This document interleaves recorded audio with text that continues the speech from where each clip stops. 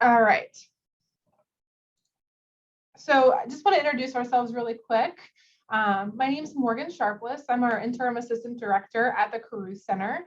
Fun fact about me, I used to be a residence hall coordinator like 7-8 years ago, back in the day. So I know what you guys are navigating right now in terms of RA training, gearing up for the semester to start. And I know that you guys are not all tired from lunch and are like super wide awake and are going to like pay attention, and you're taking like really great notes. I have a lot of sarcasm, you know, if you can't tell, but I know that RA training is a lot. There's a lot of information in a short period of time, and it's okay that if you guys miss things, or you know, if you have questions later, if you don't have questions today, that's what we're here for, and we'll kind of talk about navigating some of that. But I'll let Allison introduce herself. Good afternoon, everybody. My name is Allison Hayes. I'm the care team case manager, and I too used to be a hall coordinator in Borman. I'm not sure if we've got those downtown folks today, but in this session, Morgan and I are pretty informal. In our previous sessions, we let people know, just like unmute yourself and shout out if you have a question. With a group this big, I'm going to really encourage you all to put stuff in chat, and I'll monitor that while Morgan's talking, and we'll address those as we go along, or I'll write back in chat. So just with a group this large, we want to make sure we address all your questions and concerns, but also trying to keep on track because we have a session right after this. So hopefully we'll get things going. Yep, and I apologize in advance. I am going to be like an auctioneer, and I'm going to be talking very quickly because we have a lot of information in just a really, really short period of time to kind of go through things. So I apologize about the speed that I'm going. But we have all sorts of goals for you in hopes that what you're going to get from our presentation today. So I'm not going to read through them, but this is everything that we're really going to be covering, and we hope that you can walk away with after today's training.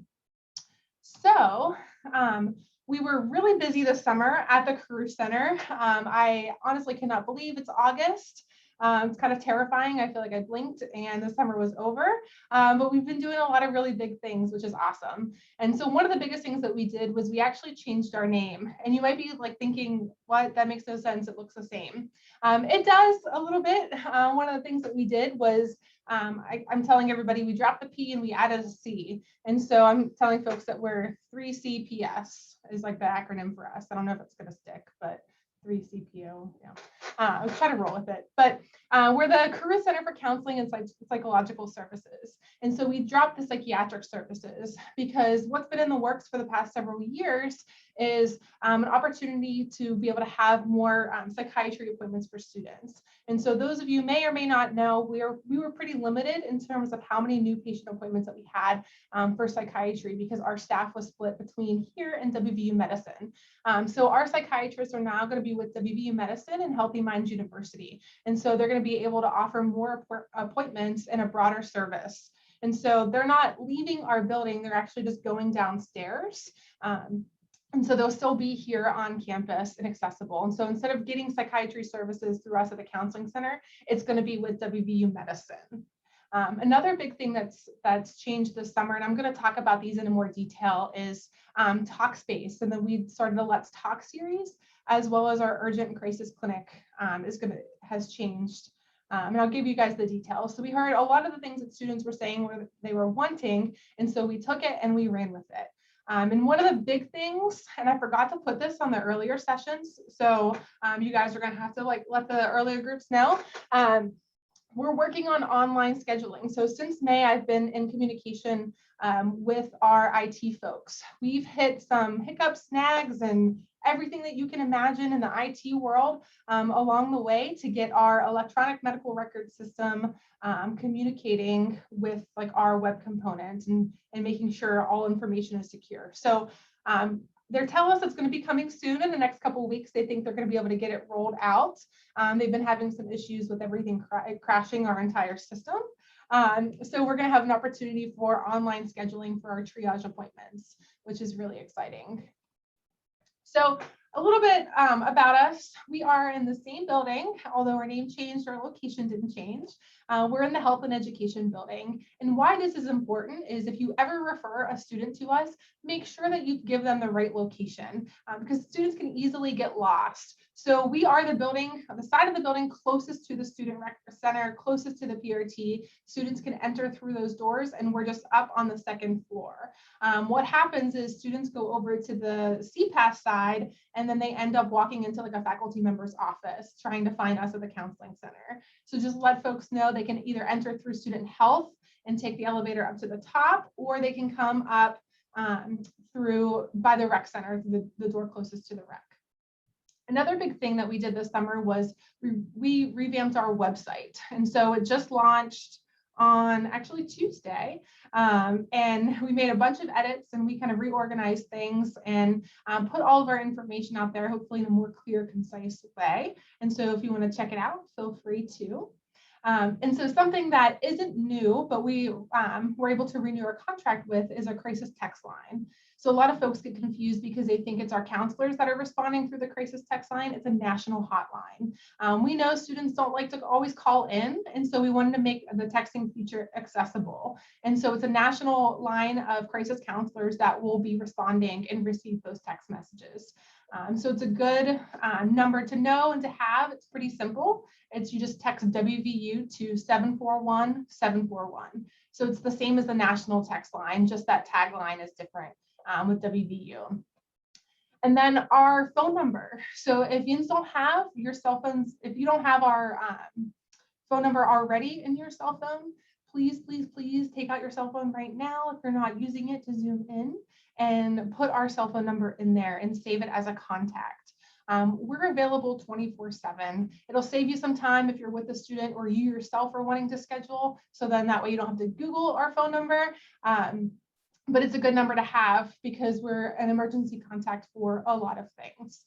So we're available 24/7, and that after hours line actually begins Monday through Friday at 5 o'clock, and our after hours is on the weekends. And so I'll give you guys more details, exactly what after hours means, what it looks like, who answers, and all that stuff here in a few minutes. All right, so who we are at the Carruth staff. I made this joke and I got a couple smiles last time, and there was only a couple people, and I think maybe they felt bad. But I don't know if you guys ever watched Grey's Anatomy. I'm old. I've been around since it started, like 25 seasons ago. But you know how Grey's Anatomy, they talk about like they're a teaching hospital, right? And that's a big thing, kind of part of that show. Well, we're a teaching facility. We train folks who are in master's programs and graduate programs to be counselors. And so a lot of the folks here we have are trainees. And so they're folks who are working on their master's in social work, or their doctorate in counseling psychology, or their master's in counseling. And so those are our trainees that we have here at the center. We also have postmaster's fellows and pre-doctoral interns. Postmaster's fellows, we have 3 of them this year, and they just graduated with their master's degrees. And so we're helping them obtain supervision for licensing. And the pre-doctoral interns have finished up all of their requirements, their academic requirements for their program. And so this is their last piece of training in order to become a psychologist. So a little bit about our full-time staff that are here. We're made up of a multidisciplinary team. So we have counselors, psychologists, and social workers, which is really great because everyone has different backgrounds and training, and to be able to integrate and collaborate together really gives folks a different perspective on how cases are kind of conceptualized in some ways. We also have embedded positions. So we have 2 folks over in athletics, and then we have 2 folks over in our HSC campus, and we refer to their clinic as Be Well. All of our staff here are generalists, except for our substance abuse specialists. We have 3 staff who specialize in working with students who might be experiencing some challenges with their own substance use, whether they're coming in mandated or they're coming in independently on their own. And so everyone else is pretty much a generalist clinician, except for those 3 folks. So I'm going to go in detail and describe exactly what our services are. Normally, Allison and I spend a lot of time doing how to respond to students, how to identify signs of distress. We switched up the presentation a little bit because one of the things we learned is that students felt like that they didn't really know what we did at the Carruth Center, what the care team was. And so we're going to be doing some ongoing training with you guys throughout the year in terms of like webinars or other live trainings to be able to work through more detailed about some of the pieces that's typically in our presentation. So one thing to know that's really important about our services, you see this whole list here, but the very first step when it comes to coming to Carruth is all students have what we call a triage appointment. I describe it the same way as when you go to the emergency room and you get your bracelet when you first check in, and then you sit down and then they call your name and you have to go back to that little side room, and that's where they take your temperature and your blood pressure, and sometimes they take your blood and they ask you kind of what you're coming in for. We're kind of like that little room, that triage room. That's why we call them triages. So that access appointment or that triage, all students will have to have, and because it allows us to kind of talk with them about what it is that's going on, so we can kind of figure out what service makes the most sense depending upon what their needs are. So a little bit about our urgent crisis clinic. This is something that is new to us this coming year. It's just slightly different than what we've offered in the past. And so what we're doing is we're offering services for students who are experiencing urgent or more crisis need. And so these are just examples. This is not everything. We actually have a pretty long list on our website of examples of what is a crisis and what's an urgent need. But we have staff available Monday through Friday for students to be able to walk in who might be in crisis. And so from 9 to 5 p.m., students can come in without an appointment, or you can walk over with one of your residents, or bring them to the center without having an appointment, and just walk in for a student who might be in crisis. And something to think about too is our urgent crisis clinic is available for you too. And so if you're really concerned about a student or there's a situation and you have no idea what to do or how to handle it or navigate it, you can ask to speak to one of our urgent crisis clinic clinicians, and they can kind of walk you through it. This is something that a lot of our faculty and staff take advantage of. We probably get 10 calls a day from faculty and staff about what to do in situations, or there's a student that they're concerned about and they don't know how to respond. And so our staff can help you navigate how to handle that. And so some more services, we offer groups, and so we offer them weekly, all semester long. And so right now we're in the process of organizing our groups. We always offer a graduate student group, undergraduate student group. We usually do a body image group, and I think I said undergraduate student group. We have an LGBTQ plus group. I think we have about like 6 or 7 coming up on the list.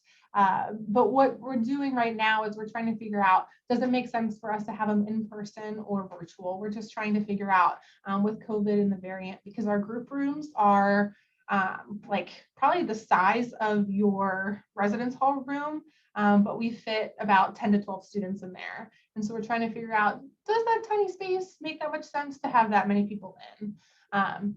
And so we're going to have that kind of ready to go and up on our website once we consult with the university's health committee. We offer workshops, and so workshops are different than groups because groups are more process oriented, right? They're more kind of driven about individuals kind of presenting concerns and talking through in a space what it is that they're experiencing while also receiving support from peers who are there. Workshops are more educational, and they don't have the commitment that maybe a process group has. And so they're usually 3 weeks. This is more about skill building, and there's less participation in groups. And so, Angela, I see your message. No worries. But workshops are more about like skill building. I always talk about it as like getting tools in the toolbox. And so they're less of a time commitment and more educational in that capacity. So one of the biggest things that we get a lot of questions about is our counseling services. And there tend to be a lot of confusion about our counseling services, especially for students who maybe experienced counseling while they were growing up. And folks often we'll assume that when they come to a council, like a university counseling center, it's going to be the exact same type of experience. And it's vastly, vastly different than what folks, if you or somebody you know has had counseling in the past. And so we offer what we call short-term counseling. And so why we offer short-term counseling and why it's different than longer-term counseling than services you might have experienced before is because we have to serve so many students. We serve the entire student population, undergraduate and graduate students. So it's about 30,000 students. So if we did long-term counseling and we saw students only long term, what would happen? It would be like this big traffic jam with a roundabout, is that people would come in, students would come in the first couple of weeks of the semester, and then we wouldn't be able to offer services to anyone else because we would only see those students. And so nobody would be able to come in and access care at our center. And so, which is why we kind of operate like a roundabout. So we bring students in and we kind of move them out in different directions in terms of what's clinically appropriate and what makes sense for them and what their needs are. So that's always like a really confusing point because it's like, well, wait a minute, you guys are a counseling center. Why do you do this and you don't do that? All universities across the country operate in terms of this model because we have to see so many folks. And so what that means is our services are really tailored to individual needs. And so your needs might be different than what my needs might be, or somebody else's needs might be. And so we try to tailor it to what it is that student might be experiencing and helping develop a treatment plan based off of that. So some common goals or just examples of like short-term counseling is reducing stress, skill building, managing relationships, you name it. There's a variety of things, variety of goals students will often set, and it's usually brief and really goal-oriented. And so that's the biggest difference between like short-term counseling versus long-term counseling, is that kind of goal-oriented component. And so I'll talk a little bit about sometimes what happens whenever students don't necessarily meet that need or want a different type of service. But an important question that we've been getting is, are you offering in-person services? Are you offering telehealth services? All the above. And so what we're doing is those triage appointments are going to be in person. And then that first intake appointment is going to be in person. And so what we're doing during this first couple of appointments is we're determining, does telehealth make sense? And so we actually have criteria that we have to meet through the American Psychological Association for guidelines for telehealth. And so we have to figure out, okay, does this clinically make sense for this person's needs to do telehealth, or does it meet the guidelines for them to meet in person? And so that's why we're navigating our services that way. And that's something that's really important to keep in consideration, because you're going to hear different things from students saying like, well, I was offered to do telehealth and I wasn't, because again, everybody's needs are completely different than one another. When you think about stress or anxiety, the way I experience it is not going to be the same way that you experience it. It's really individualized per student's needs. So Talkspace, this is the big, one of the biggest things that we're all most excited about at the counseling center. Last year, we had a company called Morna Chappelle that we had a contract with that would meet with students virtually and offered free therapy no matter where they were in terms of, if they were here in Morgantown or if they were in a different state. And so feedback we got from students was like, no, we want Talkspace. And so that's what we got. You probably have, maybe you're thinking like, this is familiar. You probably saw a commercial with like Demi Lovato or Michael Phelps. They're kind of all over TV about Talkspace. And so what we're able to offer through Talkspace is every single WVU student is going to have access to it. It's going to be teletherapy, so they'll be connected with a therapist through Talkspace. So this is completely separate than the Carruth Center. So students who might not want to come to the Carruth Center but want services can use Talkspace. And so all students will have the opportunity to have 2 appointments per month, as well as unlimited texting with their clinician, or unlimited texting through that Talkspace platform. And then they'll have access to educational materials as well. So it's pretty exciting stuff that we are able to do. We're kind of crossing the T's and dotting all the I's. And so we'll have all the details up on our website about how to access Talkspace. If you yourself are like, hey, I want to use this, or if you have a student that might be interested in it, all the details on how to access it will be through there. So One of the I think most important pieces that we offer is care management. And you might be thinking, like, what is that? What does that mean? So this is when, sometimes students come in that have needs that maybe require a therapist who has, a certain specialization, or a student who might need more frequent appointments, or a student who is just like, what, the short-term thing isn't going to work for me because this is what I had in the past and I want something a little bit more longer term. And so that's when our care managers really come in and help. And so we try to help students connect with providers in the Morgantown area that will meet their clinical needs. And I know sometimes it can be really frustrating to students because they want to be seen here at the center, but unfortunately our staff don't always have that specialization that they might be needing. It's kind of like if I go see, our cardiologist for my broken arm, the cardiologist isn't going to really know how to treat my broken arm or exactly what to do with my broken arm. And so you need to see, a specialist, right, for what it is that you're experiencing. And so our care managers really work to help students navigate with what care makes sense for what it is that they're experiencing. And so sometimes we refer students initially during the triage. Sometimes we refer them as they're going through treatment with a counselor, as the counselor talks with them that, what, hey, I think it might be helpful for you to connect with a therapist that has a specialization as we're talking through this. And so we'll help students connect. And so we serve as what we call a bridge to care. And so we'll connect students to providers that make sense to meet their needs. And we'll follow up with students. Sometimes students don't want us to meet with them or don't want to meet with us while they're finding a provider. That's fine. We just want to be a resource and connect. And so we'll call students and email them and check in to see how that process is going, if they want to kind of work on that independently. So student assistance program, this is our substance use folks.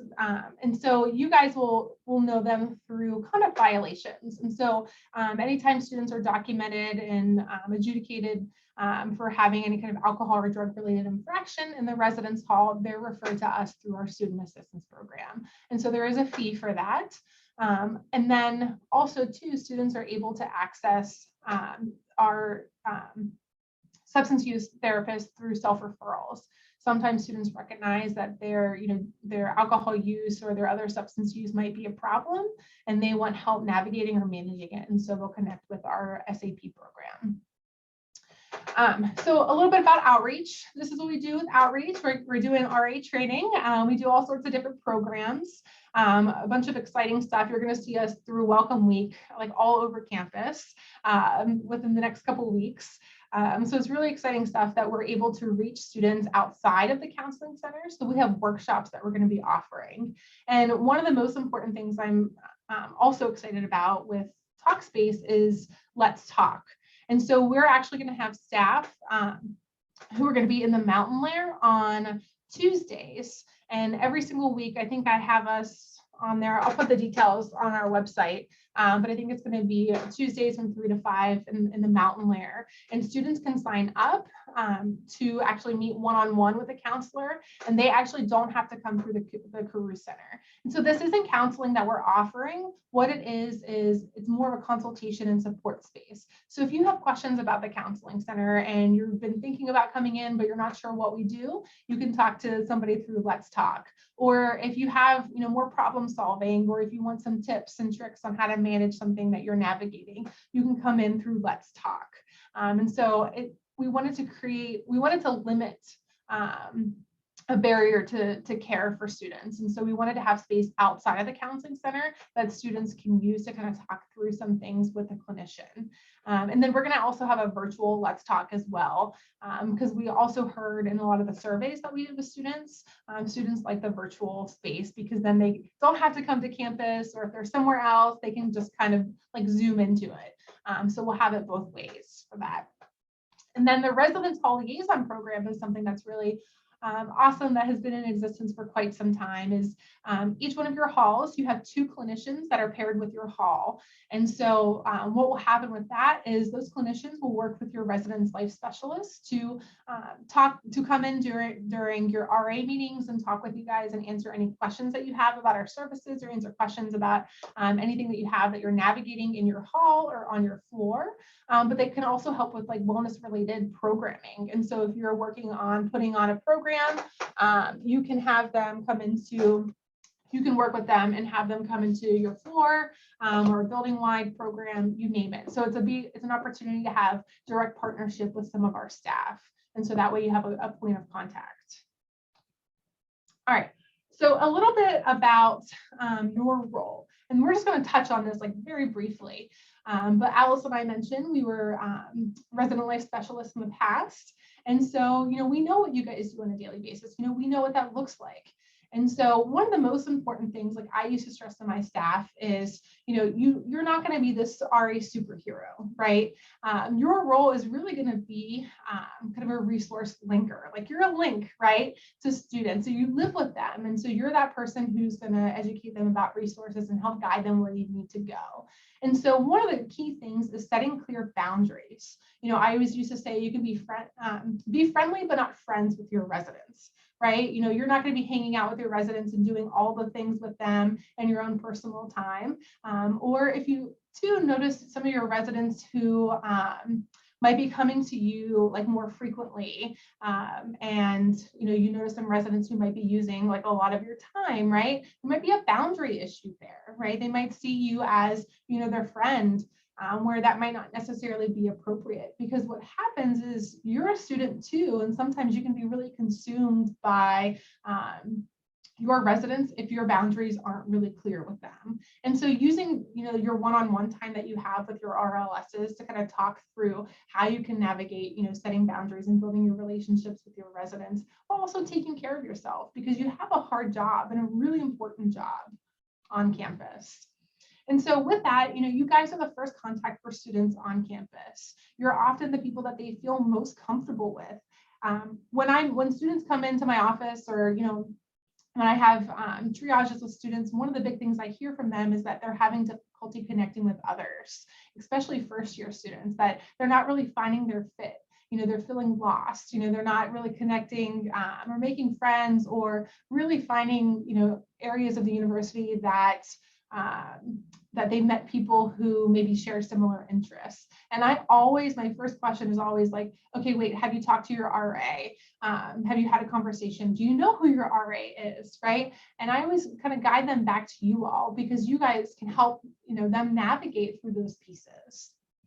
And one of the biggest key factors with that too, with move-in, right? You guys are going to know that baseline. So you're going to see what your residents were like, whenever they moved in, and you're going to know if there's some changes that happen, right? And you're going to see kind of that maybe, hey, this resident like used to really participate in stuff and was really active, and then just kind of fell off, and I can't find them anymore. Or you notice, change in like their demeanor, or they were friendly with you, and maybe they're just very short and kind of curt with you, right? And there's things that are happening where you notice that baseline had changed, so likely there's something that's going on there.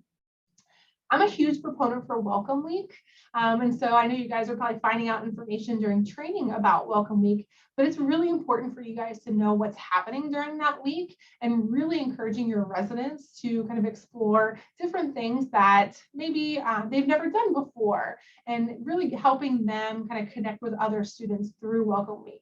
There's a ton of programming that's happening, and so encouraging students to kind of check out things to meet people beyond their roommates, right? Or them and their roommate can go together. It's a way for them to kind of expand their network a bit.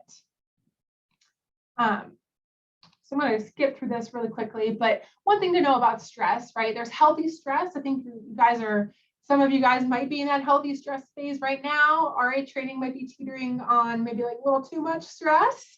Definitely at the beginning of the semester, you can kind of feel that overload. But knowing that stress can be healthy, but what happens is when it teeters to the other line, it brings on distress, which brings on that fatigue, exhaustion, panic, all of the things that you maybe have experienced before. I definitely know I have, for sure.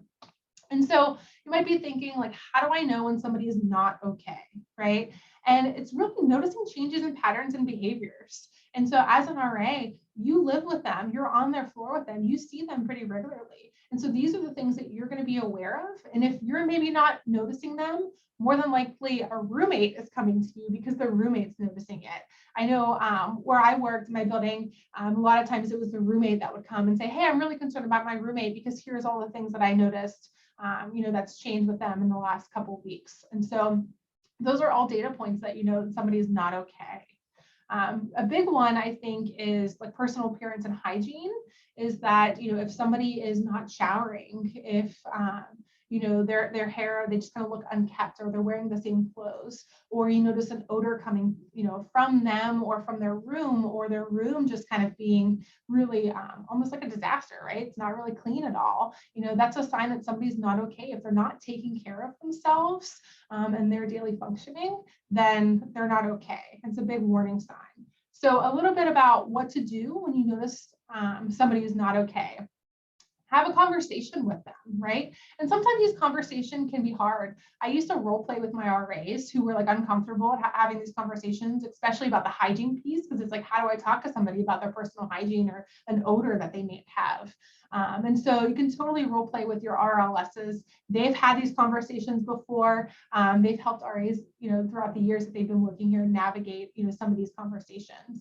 But what you do want to do is like using your rapport, right? And acknowledging specific patterns and behaviors that you've noticed. And so if I want to have a conversation with Allison, I'm going to go to Allison and say, hey, Allison, we used to actually ride the bus together every day to class. And like we would meet and you kind of stopped, responding to my messages whenever we would meet and ride the bus, or, I guess I'm worried. I haven't seen you leaving your room. Is everything okay? Right? Being specific about what it is that you notice, because if you ask somebody, hey, are you doing okay? They're going to tell you I'm fine, right? Kind of back to this picture here. But when you're specific about it, they're going to give you the details and say, actually, yeah, I haven't gone to class, or they might share whatever, that could be going on.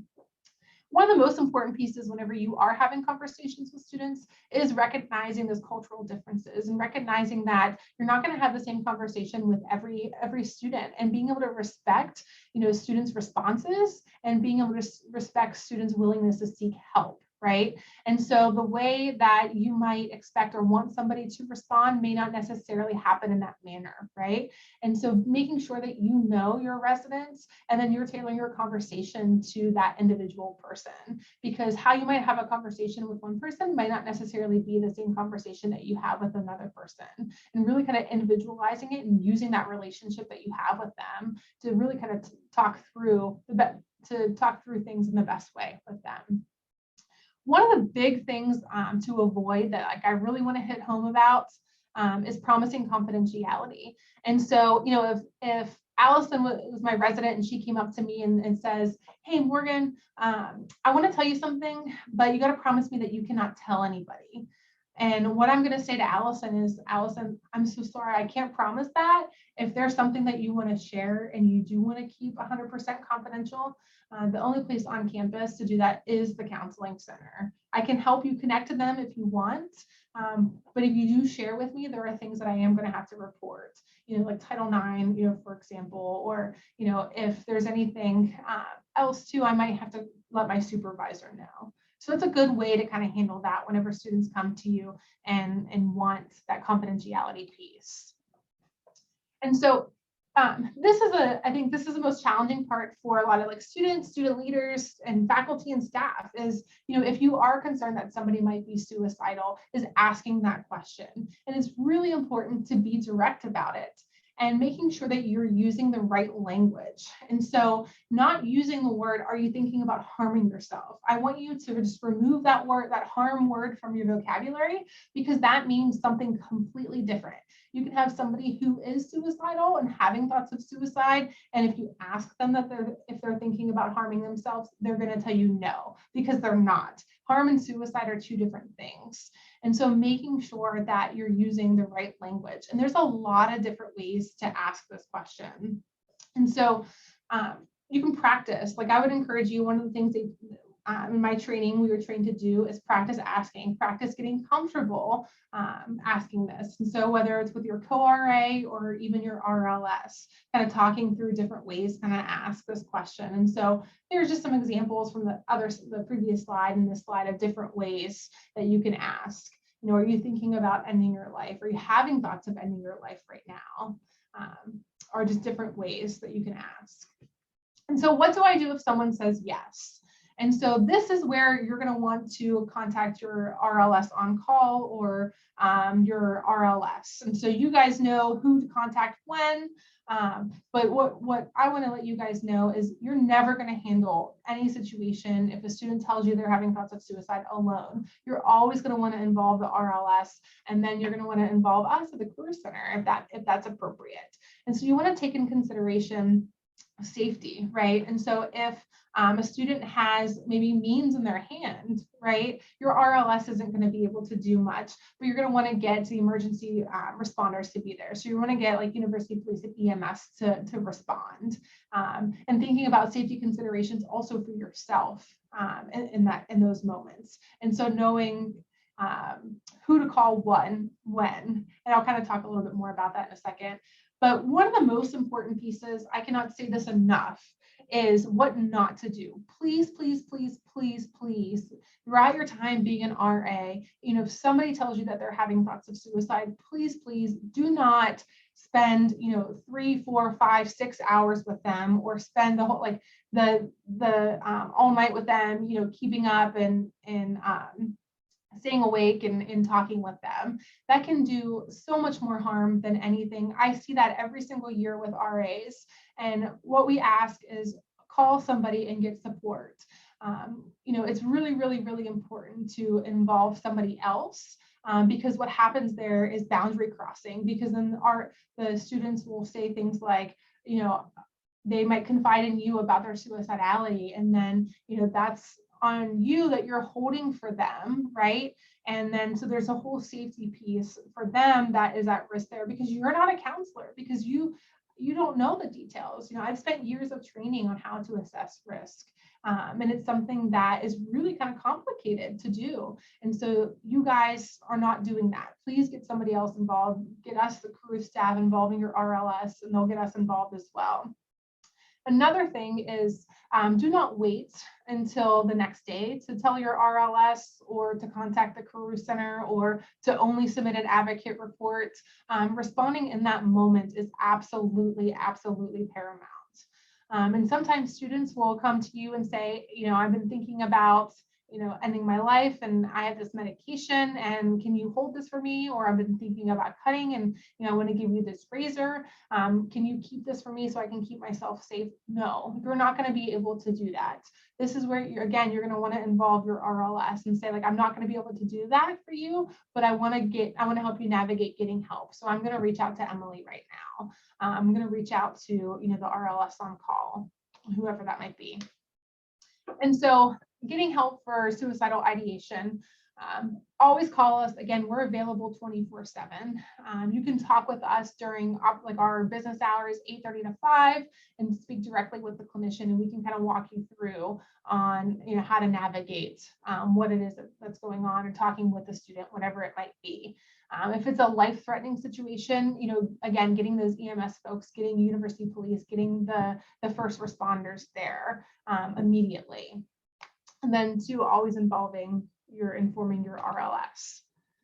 So a big question that we get all the time is, what happens when you call Carruth after hours? And so a lot of students don't necessarily understand that it's actually not our staff who answers the after hours phone. It's a company that university counseling centers use across the country. They're called Protocol. And so one of their clinicians will answer the phone, and they'll get all of your information if you're the caller, and then they'll get the information about the student that you're calling about. And so you just want to make sure that you identify yourself as a resident assistant, let them know what building you're in, where you're at. They'll ask you all those questions.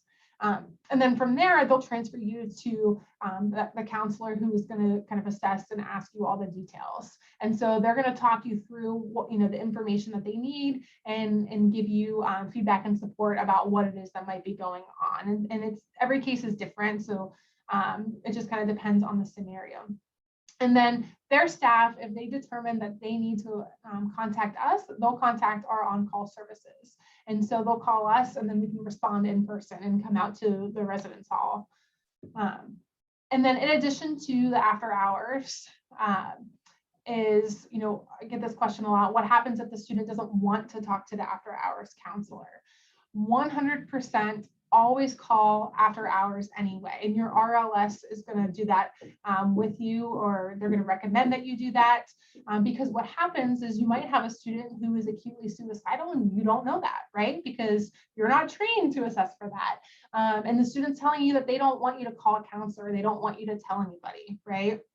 And so that's where it's important for you to call and let the protocol services, like let our protocol staff know what it is that's going on. And so you'll give all the details and then they'll determine what makes the most sense. The majority of our calls, our after hours calls are actually, I say like 80–90% of them are somebody else calling on behalf of someone else. So it's usually a friend calling on behalf of their friend that they're worried about and they're not sure what to do. And so safety is the biggest key here when it comes to after hours calls. And so if you get anything from this presentation, like I really want you to know about our services, but I also want you to know that your responsibility as an RA is not to put that superhero cape on. It's really about getting other people involved. And so getting your RLS, getting us in the Career Center involved to be able to help students who might be needing it.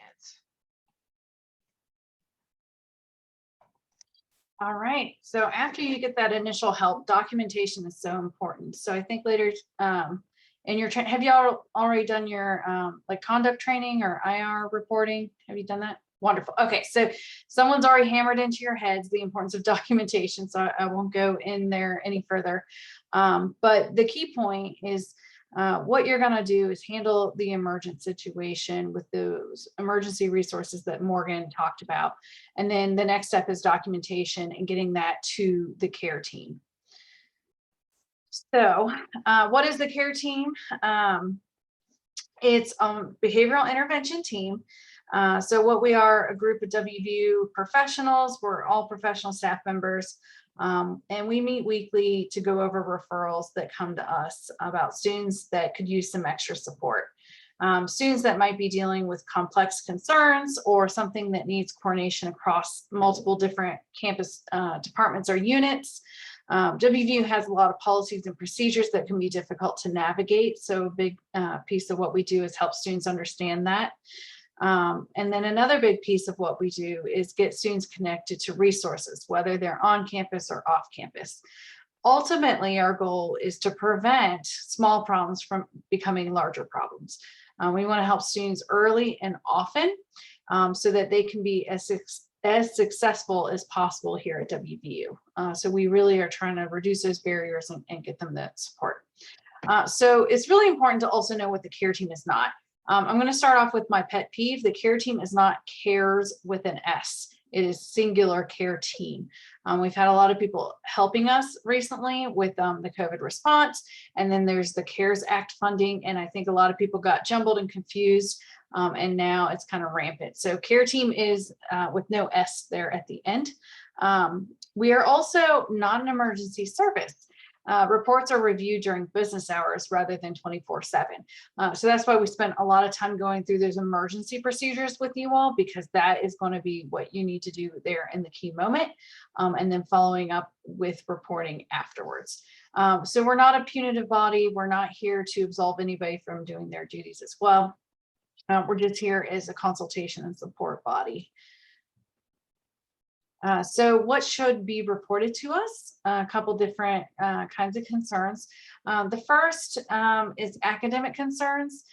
This might be a student that hasn't gone to class for 3 weeks, or an A student that now is a D student or not doing so well academically. Health and well-being concerns. Academic concerns and health and well-being concerns are our top 2 reported concerns, especially now during COVID. So if there's any challenges that a student is having in those areas, we really would love to help early and often so we can help them earlier in the semester rather than when grades are due. The next section is any alcohol or drug use that's concerning. This might be a student that repeatedly has alcohol or drug violations. A student that might be having emotional outbursts that are really incongruent or disproportionate to what's going on. So a student that just experienced a romantic partnership breakup, they might be tearful when you talk to them. And that would be a really typical normal reaction. What we're talking about here is something that's like much bigger and different than what's going on. Also, other signs of distress like withdrawing or those changes in appearance or behavior. Again, you all are often going to be the first person that sees that. So we really rely on you all to pass up that information. We also help students when a specific event happens, whether they're the victim of a crime or another traumatic event in their life. We also really want to know about hospitalizations. And this is not a situation where a student might go to the ER for a couple hours because they sprained an ankle. What we're talking about here is admissions to the hospital. All of these scenarios that I just talked about here are areas that our home department, campus, and community life can help the student navigate their academic concerns, communicate with their professors for them. So there are a lot of extra things we can do with these instances. And then lastly, if someone has an inappropriate interest in weapons, if they're reporting to you or you're noticing signs of self-harm, any suicidal ideation or threats, especially if there's something written on social media, we're really going to need you all to pass that up and take screenshots, and any threats of violence. And lastly, one thing to note is that the care team may support a student through, even though they're going through another process. So it is possible for them, say students reported for alcohol and drug concerns. They may be going through the conduct process, but also supported by care during that time as well. So we can concurrently work on student situations.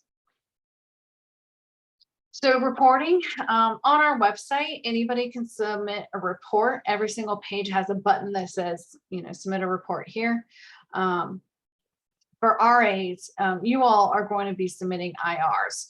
And what happens is in our database, the IRs can be escalated or moved over to the care unit by either your RLS or by MEL. So it's really important whenever you submit an IR that you think should be considered for care, that you send an email to your RLS and let them know, hey, I just submitted IR number, blah, blah, blah. Please take a look at it to see if it should be in care. Additionally, if the RLS on call is supporting you during a situation after hours, you're going to want to make sure you email both the RLS on call and your RLS. And this changes just so that we can make sure everyone stays in the loop and that information is getting passed up as quickly and efficiently as possible.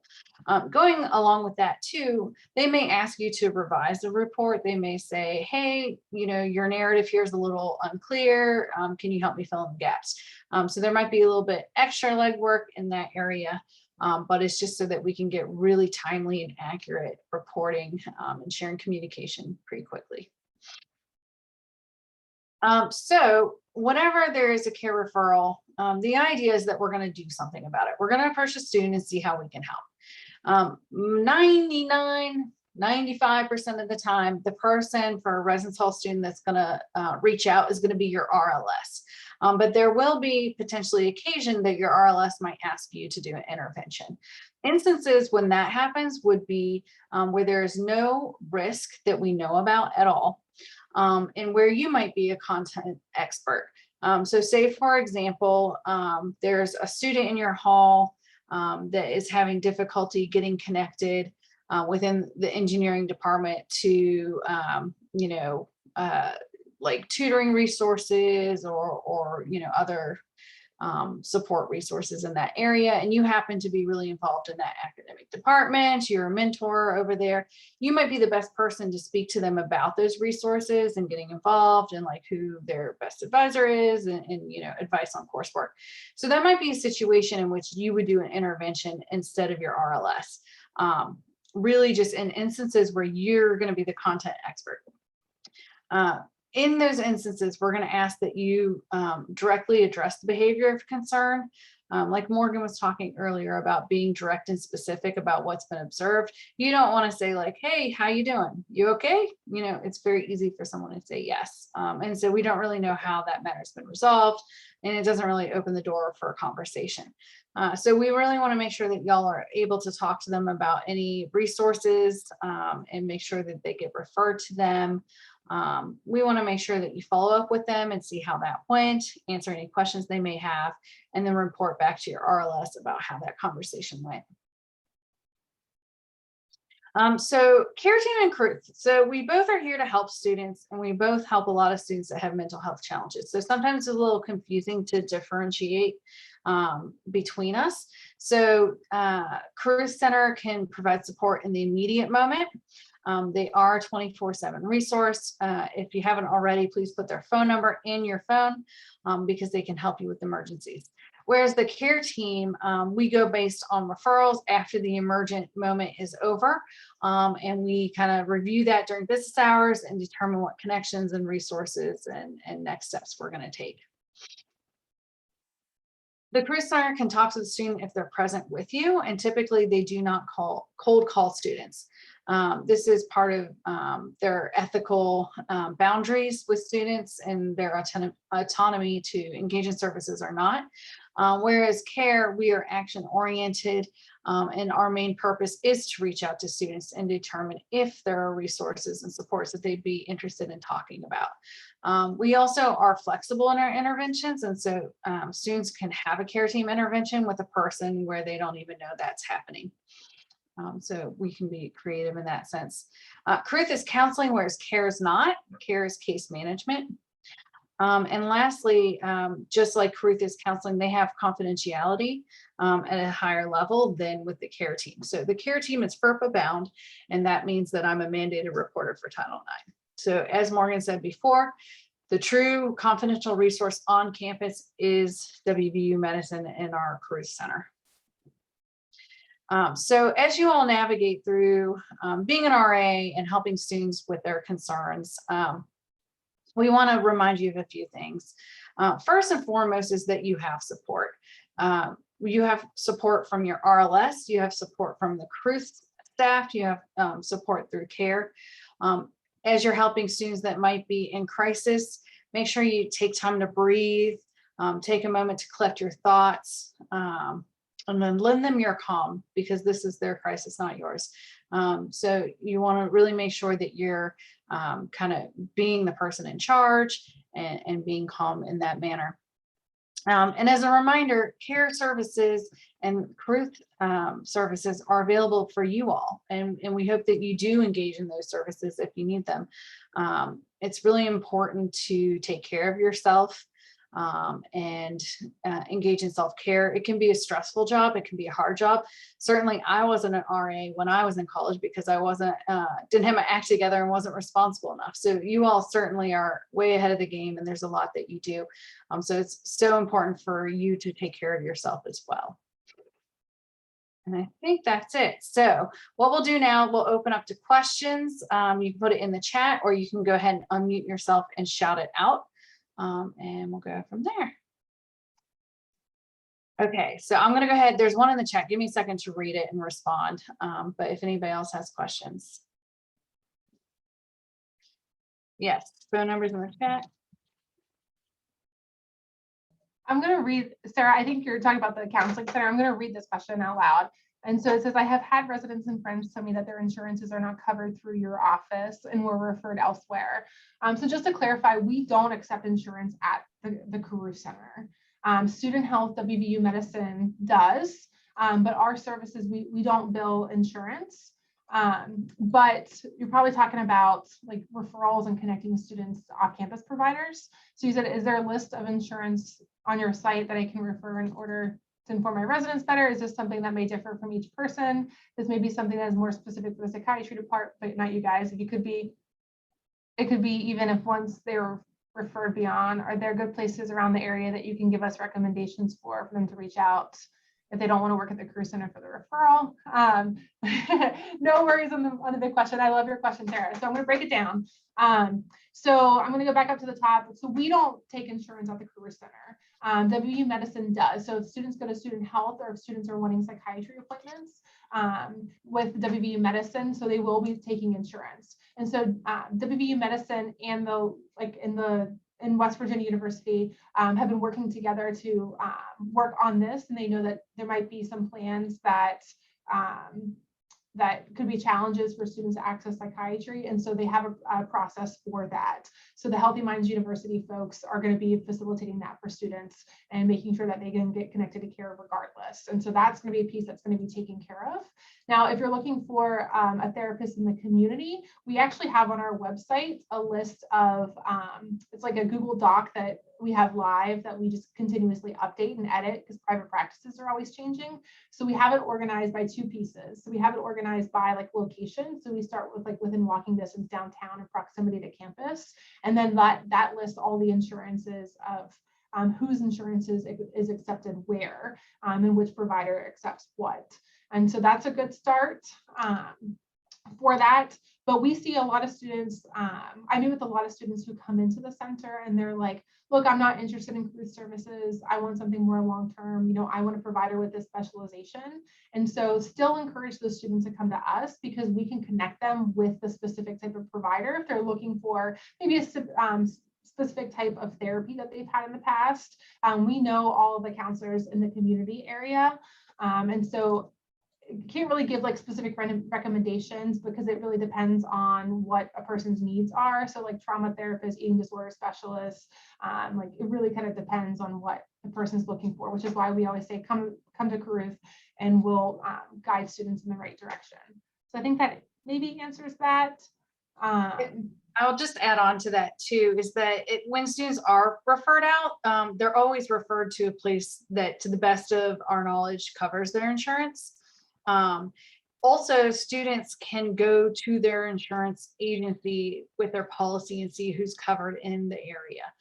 So there are multiple ways to check that. So there shouldn't really be a situation where someone is kind of hanging out there without that support, whether they go through CARE or Carruth or their insurance. So there are multiple ways to make sure that that's not a barrier for a student getting care. Yep, and so sometimes we have students that you know, go in the community and maybe somebody in their family, their job changes, right? And then their insurance changes. And so that therapist no longer takes their insurance. And they have some hiccups with that. Students can come back to us and we can help them navigate it, whether it's being seen here because somebody else doesn't accept their insurance or helping them connect with somebody who does accept that new insurance. So there's a lot of hiccups. There can be a lot of barriers to care and treatment. And so that's why we try to work through what that could look like. So in terms of like the referral process, like we always offer students to come back. A lot of times students don't want to come back. They want to navigate it on their own, and that's completely fine. We check in with them all the time. So if you do have a student that's like, hey, I went to the Career Center and like they told me to connect with a therapist and I can't find anybody, tell them, hey, have you listened to your voicemail? Have you checked your email? I know that they reach out to clients at least minimally 3 times. Did you see that they sent you a text message? Just to encourage them to respond to us when they're having any difficulties. We constantly reach out, but sometimes students don't always respond back to us. Just like you guys experience whenever you reach out, you know, to your residents for like your intentional interactions, and you know, you send emails and you're like, are they getting this? I don't know. We have some of the same experiences too whenever we're helping students navigate care. Awesome. Connor, I like that. I think I made weird faces the whole presentation, so you are in par with me on that one. I appreciate you guys being here. I know this was like a really, really big group, and so sometimes it can be like really hard to ask questions in a big group. So my email address is like super clever. It's just morgan.sharpless@mail.wvu.edu. So if you guys have questions that you want to ask, and something that I've been telling everyone too, like if you yourself experienced, maybe you didn't have a positive experience at the Career Center with somebody, or maybe one of your residents tells you that they didn't have a positive experience, or they didn't feel like they connected with their therapist, that's okay. Like just reach out to me. You can send me an email if it's on your behalf. I can help you connect with a new counselor. Or you can get your residents' permission and then you can give me their information and I can reach out to them. It can be really hard for folks to ask to meet with somebody new, but one of the things that a lot of people don't know is we're actually trained for that. We know that it's every connection is not necessarily going to work. So if somebody feels like they didn't like the person that they met with, we can work on navigating and getting them connected to somebody different. So that's always an option too. I think a lot of times students don't realize that or take advantage of that. So if you hear that, or if you hear of any hiccups, just feel free, you could reach out to me directly. That's a big portion of what I do, is kind of navigate some of those pieces. So you have my info. And again, like if any questions come up, our staff are going to be reaching out to you all as part of that liaison program too. So they should be coming to your hall meetings.